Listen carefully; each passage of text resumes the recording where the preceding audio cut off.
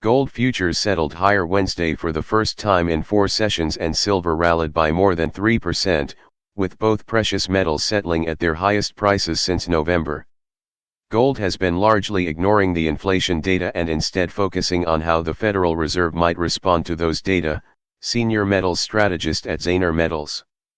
Gold is often used to hedge against inflation. Rising geopolitical tensions with Russia are also providing support for gold, he said. February gold GCG22, minus 0.21% rose $30.80, or 1.7%, to settle at $1,843.20 an ounce, the highest most active contract finish since November 19, FactSet data show. March silver SIH22, minus 0.05%, meanwhile, climbed 74 cents, or nearly 3.2%, to settle at $24.231 an ounce, the highest since November 22, FactSet data show.